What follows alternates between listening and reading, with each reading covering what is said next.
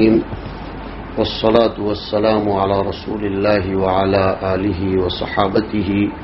ومن تبعهم بإحسان إلى يوم الدين أما بعد. ایک حدیث شریف اصلاح معاشرہ کے قبیل سے پیش خدمت ہے. حضرت عائشہ صدیقہ رضی اللہ تعالی عنہا فرماتی ہیں کہ ایک شخص نے نبی کریم صلی اللہ علیہ وسلم سے گھر میں داخل ہونے کی اجازت طلب کی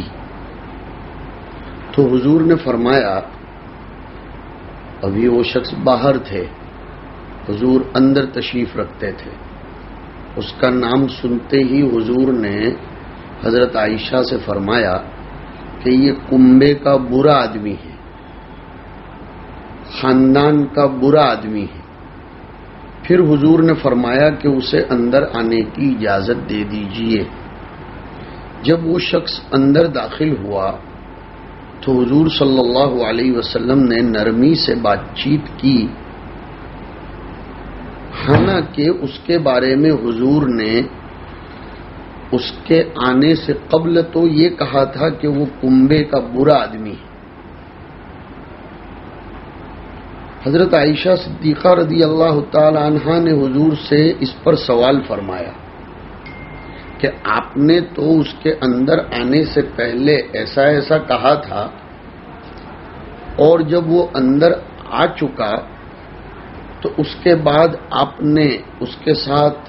اعزاز و اکرام کا معاملہ کیا، بڑی نرمی سے بات چیت کی. تو اس پر حضور صلی اللہ علیہ وسلم نے وضاحت فرمائی، جواب دیا کہ بے شک اللہ کے نزدیک قیامت کے دن لوگوں میں سب سے گھٹیا مرتبہ والا، سب سے نیچے درجے والا وہ ہے کہ جسے لوگ اس کی بدزبانی سے بچنے کے لیے چھوڑ دیں. اور ایک روایت میں آتا ہے کہ لوگ اس کی بدزبانی سے بچنے کے لیے اس کا اکرام اور اس کا اعزاز کریں. ایک قول یہ ہے کہ یہ اجازت طلب کرنے والے عیینہ ابن حصن ابن حذیفہ ابن بدر فزاری تھے، اور بعض علماء کا خیال یہ ہے کہ مشہور صحابی حضرت مسور ابن مخرمہ کا باپ مخرمہ ابن نوفل زہری تھا. ابن حجر نے اس دوسرے قول کو راجح قرار دیا ہے. آپ علیہ الصلاۃ والسلام کا اس اجازت چاہنے والے کے بارے میں یہ فرمانا کہ یہ شخص اپنے خاندان اور قبیلے کا برا آدمی ہے، بطور غیبت کے نہیں تھا، بلکہ حاضرین کی خیرخواہی کے طور پر تھا جو اس آنے والے کے حال سے واقف نہیں تھے. اس لیے کہ بغور اس نقطے کو نوٹس کیا جائے کہ حضور اپنی عادت شریفہ اور اخلاق فاضلہ کی بنا پر اس کے ساتھ بہترین معاملہ کرتے جیسے کہ آپ نے کیا، تو لوگوں کو کہیں آپ کے حسن اخلاق اور بلندی کردار کی وجہ سے دھوکہ نہ ہو جائے اور لوگ عدم واقفیت کی بنا پر اس شخص سے دھوکہ کھا سکتے تھے. اس لیے حضور نے اس کی حیثیت کو لوگوں کے سامنے واضح کر دیا. اس سے معاشرے کے ایک پہلو کی طرف خصوصی طور پر روشنی پڑتی ہے، وہ یہ کہ اگر کسی شخص کے شر سے، اس کے ضرر سے اور اس کے متعدی نقصان سے جو دوسروں تک بھی پہنچنے کا خطرہ ہو، آگاہ کرنے کے لیے، روشناس اور واقف کرانے کے لیے دوسروں کو متنبہ کیا جائے تو یہ غیبت محرمہ میں شامل نہیں ہے بلکہ غیبت مباحہ میں شامل ہے. ہم کسی ایک مجلس میں باقاعدہ ان مستثنی صورتوں کا ذکر کریں گے کہ جن کی بنیاد پر غیبت کرنا مباح اور جائز ہے. اس سے یہ بھی پتہ چلا کہ حضور صلی اللہ علیہ وسلم کا کسی کے ساتھ شریفانہ برتاؤ کرنا یہ ضروری نہیں کہ حضور اس پر اعتماد کرتے تھے اور وہ آدمی بڑا اچھا ہوتا تھا اس لیے اس کے ساتھ اخلاق عالیہ سے پیش آتے تھے، نہیں، بلکہ حضور اکرم علیہ الصلاۃ والسلام سامنے والے آدمی کی طبیعت سے واقف ہوتے تھے، اس کی برائی کو جانتے تھے، پھر بھی اپنے بلندی اخلاق کی بنیاد پر اس سے وقتی طور پر سامنے اس کا اکرام اور اعزاز کر لیا کرتے تھے۔ یہی دھوکہ تو منافقین کو پڑا تھا۔ منافقین نے حضور کے بارے میں جو ایک تبصرہ کیا تھا جو سورہ توبہ میں آیا کہ وَمِنْهُمُ الَّذِينَ يُؤْذُونَ النَّبِيَّ وَيَقُولُونَ هُوَ أُذُنٌ، کہ نبی کے بارے میں وہ لوگ ادھر ادھر کے تبصرے کرتے ہیں، تکلیفیں پہنچاتے ہیں، اور پھر اوپر سے یہ بھی کہتے ہیں کہ نبی تو کچے کان کے ہیں۔ تو قرآن نے جواب دیا قُلْ هُوَ أُذُنُ خَيْرٍ لَكُمْ يُؤْمِنُ بِاللَّهِ وَيُؤْمِنُ لِلْمُؤْمِنِينَ، اللہ کے لیے یؤمن باللہ با آیا اور مومنین کے لیے وَيُؤْمِنُ لِلْمُؤْمِنِينَ، ایمان باللہ اور ایمان للمؤمنین دونوں کے درمیان فرق ہے۔ ایمان باللہ یہ تصدیق کرنا، انقیاد، اذعان، یقین کے معنی میں داخل ہے، اور وَيُؤْمِنُ لِلْمُؤْمِنِينَ مسلمانوں کی بات کو مان لینا، وَرَحْمَةٌ لِّلَّذِينَ آمَنُوا مِنْكُمْ۔ وہاں علماء کرام نے ایک بڑی اچھی بات لکھی ہے کہ اگر کوئی بڑا آدمی، بزرگ آدمی، شریف الطبع شخص کسی کی بات کو مان لے تو ضروری نہیں ہے کہ وہ اس کو سچا جانتا ہے اسی لیے مان رہا ہے، وہ اس کے اوپر یقین رکھتا ہے اس لیے مان رہا ہے، نہیں، بڑوں کی عادت الجھانے کی نہیں ہوتی، وہ جانتے ہوتے ہیں کبھی کہ سامنے والا شخص غلط بیانی سے کام لیتا ہے، لیکن وہ یس اور نو کے جھگڑے میں پڑنا نہیں چاہتے، اس لیے وہ معاملے کو جلدی سے نپٹا دینے کے لیے قبول کر کے تسلیم کر لیتے ہیں، جبکہ اندر سے جانتے ہیں کہ یہ غلط بیانی سے کام لے رہا ہے۔ یا تو یہ کہیے کہ واقعتاً وہ شخص کھلا ہوا فاسق و فاجر تھا اور ایسے شخص کی برائی کا بیان غیبت میں داخل نہیں ہے۔ اجازت ملنے کے بعد جب وہ اندر حضور کے پاس آیا تو حضور نے، جیسے میں نے ابھی ذکر کیا کہ اپنی عادت شریفہ کے مطابق بڑی نرمی اور ملاطفت کے ساتھ اس سے باتیں کی۔ حضرت عائشہ کو بڑا تعجب ہوا کہ آنے سے پہلے حضور نے اس کے بارے میں یہ کہا تھا کہ بئس ابن العشیرہ، یہ خاندان کا برا آدمی ہے، اور ایسا تعارف کروایا، اور آنے کے بعد نہایت نرمی کے ساتھ باتیں کی۔ انہوں نے اپنے اس خلجان کو حضور کے سامنے پیش کیا تو حضور نے جواب فرمایا کہ کل قیامت کے دن اللہ کے نزدیک وہ شخص انتہائی برا ہوگا کہ جس کی بے حیائی اور بد کلامی کی بنا پر لوگ اس سے ملنا جلنا ترک کر دیں۔ حضور کے فرمان کا مطلب یہ ہے کہ عائشہ، میرا بد زبان نہ ہونا تو تم کو معلوم ہی ہے، میں بتکلف بھی بد زبانی نہیں کرتا اور نہ کرنا چاہتا ہوں، جیسے کہ آگے حدیث میں ابھی ذکر کریں گے، اور نہ میں ان لوگوں میں داخل ہونا چاہتا ہوں کہ لوگ جسے بد زبانی کی بنا پر چھوڑ دیتے ہیں اور وہ عند اللہ مبغوض بن جاتا ہے۔ یہ بات ایک حدیث سے اور زیادہ واضح ہوگی کہ حضرت نبی کریم صلی اللہ علیہ وسلم نے ایک جگہ ارشاد فرمایا کہ اے عائشہ، بلا شبہ وہ انتہائی برے لوگوں میں سے ہیں کہ جن کی زبان کے خوف سے ان کی تعظیم کی جائے، یعنی اللہ کے نزدیک وہ لوگ انتہائی برے اور بدبخت ہیں جن کی لوگ تعظیم و تکریم صرف اس لیے کرتے ہوں کہ اگر ایسا نہیں کریں گے تو وہ گالی گلوچ کریں گے کسی کیس میں میٹر میں پھنسا دیں گے، کوئی تکلیف پہنچائیں گے بالواسطہ بلا واسطہ۔ فاسق و فاجر مالداروں اور سرداروں کی عام طور پر یہ عادت ہوتی ہے کہ اگر لوگ ان کی عزت نہ کریں تو گالی گلوچ کرتے ہیں اور موقع ملنے پر جسمانی، مالی، بالواسطہ بلا واسطہ ایذا بھی پہنچاتے ہیں۔ اس سے سمجھ میں آتا ہے کہ انسانوں کی عزت کا معیار یہ صرف سامنے سے کسی کا اکرام اور اعزاز کر لینا نہیں ہے اور اس پر دار و مدار نہیں ہے، بلکہ عزت تو حقیقت میں دل سے عزت ہوتی ہے۔ بقول حضرت مولانا علی میاں صاحب رحمۃ اللہ علیہ کے وہ قصص النبیین میں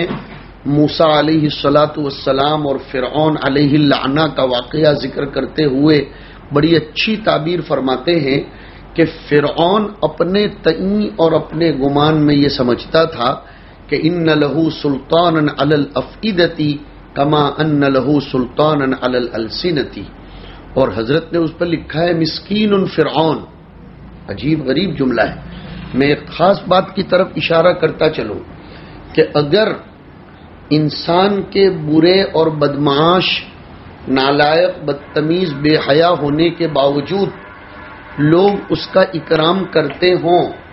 تو اس کو کسی غلط فہمی میں مبتلا ہونے کی ضرورت نہیں ہے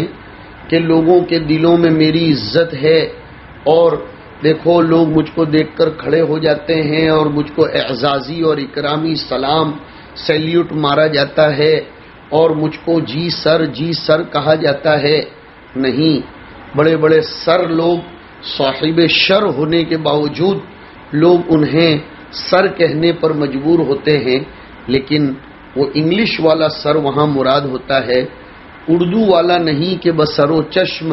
ہم آپ کو قبول کرتے ہیں۔ دنیا میں کئی لوگ ایسے ہیں کہ جو معاشرے میں لوگوں کی ایذا رسانیوں میں پیش ہوتے ہیں، ان کے مظالم سے لوگ تنگ آئے ہوئے ہوتے ہیں، لیکن ان کے مظالم سے بچنے کے لیے ہی، دفع شر کے لیے، دفع ضرر کے لیے ان کی فحش کلامی، بدگوئی اور فحش کاری یا کہیں وہ کسی میٹر میں پھنسا نہ دے، اس لیے لوگ ان کی عزت کرتے ہیں۔ ایسے لوگوں کو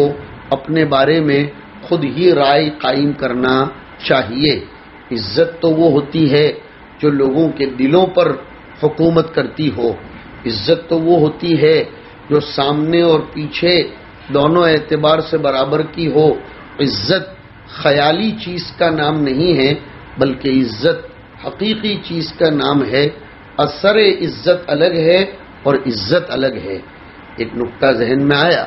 عزت ایک الگ چیز ہے اور اثر عزت الگ چیز ہے۔ یہ بحث مفسرین نے بہت اچھی چھیڑی ہے، اس کی طرف بھی توجہ دلاتا چلوں۔ بنی اسرائیل کے باب میں پارہ نمبر 1 کے رکوع نمبر 7 کی آیت نمبر اخیر میں اللہ تعالیٰ نے ارشاد فرمایا وَضُرِبَتْ عَلَيْهِمُ الذِّلَّةُ وَالْمَسْكَنَةُ کہ بنی اسرائیل پر، اس زمانے میں کہیے یہود اور اسرائیل پر، ذلت اور مسکنت کو تھوپ دیا گیا ہے۔ وہاں ایک سوال ہوتا ہے کہ اللہ تعالیٰ تو فرماتے ہیں کہ ان پر ذلت تھوپ دی گئی، ہم تو دیکھتے ہیں کہ دنیا بھر پر اکونومیکلی، سوشیلی، سائنٹیفکلی اور پولیٹیکلی اور ہر اعتبار سے یہی اسرائیل حکمرانی کر رہا ہے اور اسی کا نام چل رہا ہے ہر جگہ۔ وہاں مفسرین کے جواب کا خلاصہ یہی ہے کہ ایک ہوتی ہے عزت اور ایک ہوتی ہے اثر عزت۔ ان کو خام خیالی پلاؤ کے اعتبار سے عزت تو حاصل ہے، لیکن اثر عزت ان کو حاصل نہیں ہے۔ اثر عزت کس کو کہتے ہیں؟ اثر عزت سلطان علی الافئدہ کو کہتے ہیں، دلوں پر حکومت ہو۔ وہ دلوں پر حکومت موسیٰ علیہ الصلاۃ والسلام نے کر لی تھی فرعون کے جادوگروں پر۔ فرعون کے جادوگر حضرت موسیٰ علیہ الصلاۃ والسلام کی حقانیت کو دیکھ کر فرعون کی اجازت کے بغیر سر بسجود ہو گئے تھے اور موسیٰ کے رب پر ایمان لے آئے تھے۔ اس وقت فرعون کا بھرم ٹوٹا تھا اور اس نے یہ کہا تھا آمنتم لہو قبل ان آذن لکم، اصل میں قبل ان آذن لکم والا ٹکڑا بتاتا ہے کہ اس کو یہ بھرم تھا کہ یہ لوگ میری اجازت کے بغیر کوئی تصرف اور اپنا کوئی اختیار استعمال نہیں کر سکتے، لیکن اس وقت تو اسے پتا چلا کہ عزت کسے کہتے ہیں اور اثر عزت کسے کہتے ہیں۔ اس سے میں اپنے سامعین کو یہ پیغام دینا چاہتا ہوں، ہمیں ایسا شخص نہیں بننا چاہیے کہ ہمارے ضرر، ہمارے شر، ہماری فحش کلامی اور بدگوئی اور بدکاری کے ڈر سے لوگ ہماری عزت کریں۔ نہیں، ہمیں تو ایسا بننا چاہیے کہ لوگ ہمارے خدمتیں، ہمارے اچھے کام، ہمارے آثار حسنہ کو یاد کر کر کے ہماری عزت غیبوبتاً اور حضوراً دونوں اعتبار سے کرتے ہوں، لوگوں کے دلوں پر بھی ہماری حکومت ہو، لوگ دل سے ہمارے لیے دعائیں دیتے ہوں، اور ہمیں ایسی پاک، صاف، پاکیزہ، نفع بخش زندگی گزارنی چاہیے۔ اور اس سے یہ بھی پتہ چلا کہ دفع ضرر کے لیے اگر کبھی کسی کی عزت کرنی پڑ جائے تو یہ منافقت اور نفاق میں داخل نہیں ہے۔ معاشرے کی اصلاح کے خاص پہلو کی طرف بھی اس سے اشارہ ملتا ہے کہ اگر کبھی کسی صاحب شر، بدماش آدمی کی عزت و اکرام اس کے ضرر و شر سے بچنے کے لیے کرنا پڑ جائے تاکہ آئندہ چل کر ہماری عزت داؤ پر نہ لگے، ہمیں ناجائز طور پر خطرے میں نہ ڈالا جائے، تو کسی کے ضرر اور شر سے بچنے کے لیے اس کی عزت کر دی جائے تو یہ کوئی نفاق میں داخل نہیں ہے۔ اس لیے کہ کتے کو بھونکنے سے دور رکھنے کے لیے اور اس کی آواز سے بچنے کے لیے اگر اس کو 2 روٹی کے ٹکڑے ڈالے جائیں تو یہ کوئی کتے کا اکرام و اعزاز نہیں ہے، وہ خود ہی انسان کو سمجھ لینا چاہیے۔ ایک اور حدیث پیش خدمت ہے اصلاح معاشرے کے اعتبار سے کہ حضور پاک علیہ الصلاۃ والسلام اپنے چھوٹوں کے ساتھ کیسی شفقت، کیسا معاملہ، کیسی محبت اور ان کے ساتھ کس قسم کا برتاؤ فرماتے تھے۔ سنیے، حضرت انس رضی اللہ تعالیٰ عنہ سے مروی ہے، وہ فرماتے ہیں کہ میں نے نہیں دیکھا کسی آدمی کو کہ اس نے لقمہ بنایا ہو رسول اللہ صلی اللہ علیہ وسلم کے کان کو، یعنی حضور سے چپکے چپکے بات چیت کی ہو، پھر حضور نے اپنے سر مبارک کو ہٹا لیا ہو، جب تک کہ وہ آدمی خود ہی اپنے سر کو نہ ہٹا لے۔ اور میں نے نہیں دیکھا کہ کسی آدمی کو اس طرح کہ اس آدمی نے حضور کے دستے مبارک کو پکڑا ہو تو حضور نے اس کے ہاتھوں کو چھوڑ دیا ہو جب تک کہ وہ آدمی خود ہی حضور کے دستے مبارک کو نہ چھوڑ دے۔ یعنی سرگوشی اور راز کی بات کہنے کے لیے اگر کوئی شخص اپنے منہ کو حضور کے کان کے قریب لے گیا تو کبھی ایسا نہیں ہوا کہ حضور نے اپنے سر مبارک کو ہٹا لیا ہو، بلکہ آپ علیہ الصلاۃ والسلام پوری توجہ کے ساتھ اس کی بات کو سنتے رہتے تھے یہاں تک کہ وہ اپنی بات پوری کر لے اور خود ہی اپنے سر کو ہٹا لے۔ ایسے ہی مصافحہ وغیرہ یا کسی ضرورت کی بنا پر اگر کسی نے حضور اکرم صلی اللہ علیہ وسلم کا دستے مبارک پکڑا تو کبھی حضور نے اپنے دستے مبارک کے چھڑانے میں پہل نہیں کی، بلکہ جب تک پکڑنے والا خود سے اپنے ہاتھ کو حضور کے دستے مبارک سے جدا نہ کر لیتا، آپ علیہ الصلاۃ والسلام اس کے ہاتھ کو پکڑے رہتے تھے تاکہ حضور صلی اللہ علیہ وسلم اس پر اپنی محبت کا سکہ جمائیں اور اس پر یہ تأثر دیں کہ میں تمہاری بات سن کر اکتا نہیں گیا ہوں، بلکہ میں پورا انٹرسٹ فل ہو کر، دلچسپی لے کر تمہاری بات سنتا ہوں۔ سردار کا، بڑے آدمی کا، ذمہ دار کا یہی رویہ ہونا چاہیے کہ وہ اپنے چھوٹوں کی بات کو دلچسپی لے کر سنے، ان کو اپنی پوری بات اپنے سامنے کہہ لینے دے۔ ایسا نہ ہو کہ وہ کسی کی بات کو سننے ہی نہ پائے یا وہ اس کی بات کو دلچسپی سے نہ سنے۔ اسی طرح تو انسان سلطان علی الافئدہ حاصل کرتا ہے، جو اس سے پہلے والی حدیث میں ذکر کیا۔ دلوں پر حکومت حاصل کرنے کے لیے یہی طریقے تو وہ ہوتے ہیں جن کے ذریعے آدمی لوگوں کے دلوں کو اپنا غلام بنا لیتا ہے۔ حضور صلی اللہ علیہ وسلم عجیب و غریب خلق عظیم پر فائز تھے۔ حضور کسی کے ساتھ بھی کبھی فحش کلامی، فحش روئی، فحش انداز اختیار نہیں کرتے تھے۔ حضور ہر ایک کے ساتھ خندہ روئی کے ساتھ ملتے، نرمی کے ساتھ باتیں کرتے، تالیف قلب کا حضور ہر وقت خیال فرماتے، اور ہمیشہ اس کا احساس رہتا کہ کوئی شخص شان رسالت اور دربار رسالت سے کوئی غلط پیغام لے کر نہ جائے، بلکہ وہ اسلام کے باب میں ایک اچھا گمان لے کر جائے تاکہ پھر وہ اسلام کی طرف مائل ہو سکے۔ اب ہم ایک اور بات اصلاح معاشرے کے لیے جو مرکزی صفت ہے، مرکزی اور بنیادی اخلاق ہے، جس کو حیا کہا جاتا ہے، جس کو شرم کہا جاتا ہے، اس کی بحث چھیڑتے ہیں۔ حیا، الحیاء شعبۃ من الایمان، بلکہ کتابوں میں آیا اذا فاتک الحیاء فافعل ما شئت، کہ جب تمہارے اندر سے شرم رخصت ہو جائے تو پھر تمہاری طبیعت ایسی ہو جائے گی کہ تم جو چاہو گے کرنے لگو گے، کوئی چیز رکاوٹ نہیں بنے گی۔ حیا، شرم، یہ بہت بڑا بنیادی اخلاقی پہلو ہے جو اللہ پاک انسان کے اندر ودیعت فرماتے ہیں۔ حضور پاک علیہ الصلاۃ والسلام نے فرمایا الایمان بضع وسبعون شعبۃ افضلها قول لا الہ الا اللہ وادناها اماطۃ الاذى عن الطریق والحیاء شعبۃ من الایمان، کہ ایمان کئی ایک اعمال کے بجا لینے کا نام ہے، ان میں اعلیٰ طریقہ تو لا الہ الا اللہ پڑھ لینا، اور راستے میں سے تکلیف دینے والی چیز کو ہٹانا بھی ایمان میں شامل، اور آگے فرمایا سب سے نچلا درجہ یہ ہے الحیاء شعبۃ من الایمان، یہ ایمان کا بہت بڑا شعبہ ہے۔ حیا اس انفعالی کیفیت، ایموشنلی کیفیت کا نام ہے جو انسان کے دل پر طاری ہوتی ہے اور آدمی کو ہر ایسی بات اور ایسے کام کے کرنے سے روک دیتی ہے جو شرعن اور فن اور طبعن مذموم اور برا ہو۔